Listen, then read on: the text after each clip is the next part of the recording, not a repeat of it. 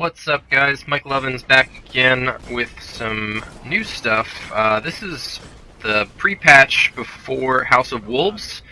There are new Queen bounties and public events that happen in, well, this is Venus, so there's the Citadel, which is where I'm at right now, and then I will cover Ember Caves at the back half of this video. So basically, there will be an alert right where I am right now, where these Minotaurs spawn.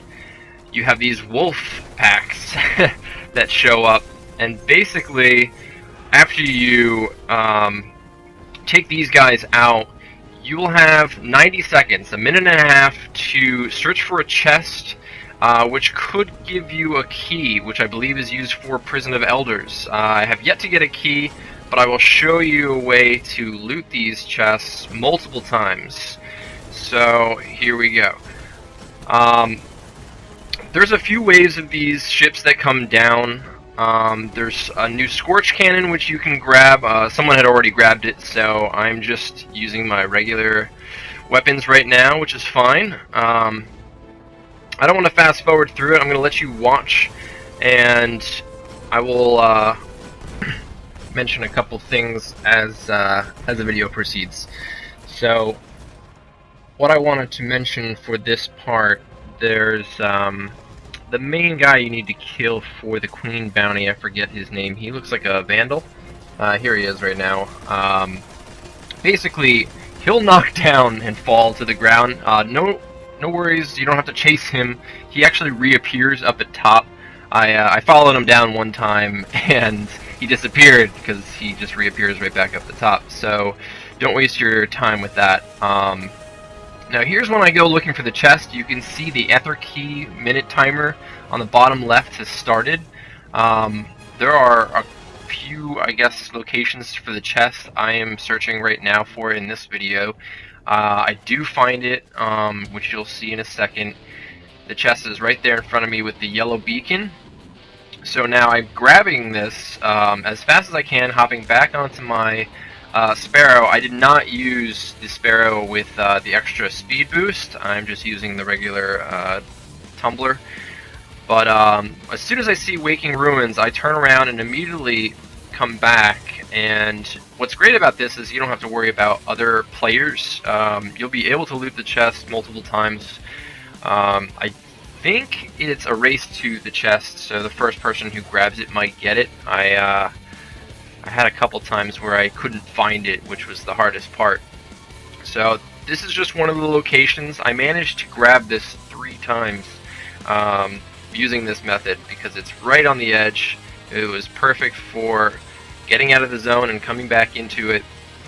So as you can see, I'm making my way back. I've got 10 seconds about to get onto this, and by holding square I was able to get it, even though it didn't prompt me. I got the chest 3 times, so nice drops. This is another time that I was playing and I could show you the Scorch Cannon. Now, there was a Twitch commentary where Bungie was showing it off, and basically if you hold down the trigger, it cooks the rocket. It's like a sticky rocket or a sticky grenade, whatever you want to call it. So by holding it down, you can wait a significant amount of time. It increases the blast radius and I believe the damage output, which is pretty neat. It's a fun little cannon. They usually start you with about 10 shots. So some people right now are hoarding them and trying to grab it first. I would prefer to leave it until the other waves come, because it's pretty easy to kill all these mobs. I'd probably rather use it for the yellow health guys. So I take this guy out. Actually, there's a Titan that does the job for me. He went right down, which is pretty funny. As soon as I got the bounty, I proceeded to find the chests like last time. And this is just to show you the other location in this area. I kind of look underneath because I'm not sure where all the other locations are now. I don't know if you saw that the beacon, the yellow beacon was shining. I'll look at it again in a second. You can see it. It's pretty nice because you can't really tell otherwise where these spawn, but from what I hear, they only spawn in the open areas. This is Ember Caves. I'm sure it looks familiar to some of you. Once again, picking up the Scorched Cannon, I believe. Yes. It's basically the same thing going on. I just have a little fun with the rocket. This is, the first day that these became available. It's sort of like the first day they had the Hive sword, the Blades of Crota. So you can see how I'm cooking the rockets in this. It is pretty fun. It's kind of interesting. If you've played Call of Duty, you can lead your target because it's a little delayed. It's kind of like you fire it ahead of your enemy where it's going to be. Otherwise, sometimes it misses. So it's not fun to wait around and miss your shot trying to line it up just right. Just lead into your target. I found this a lot easier. And basically what I did was I was trying to get the keys, and I was unsuccessful. However, if I wanted to, I could bounce back between the Citadel and Ember caves, and they spawn in about 15 minutes, so you can just keep going back and forth, and I was getting a bunch of public events at the same time, so it was pretty good.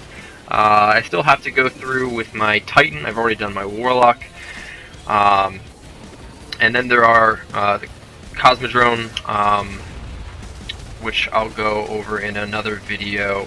Probably not right away though. I did want to put out at least this because this is a good farming area.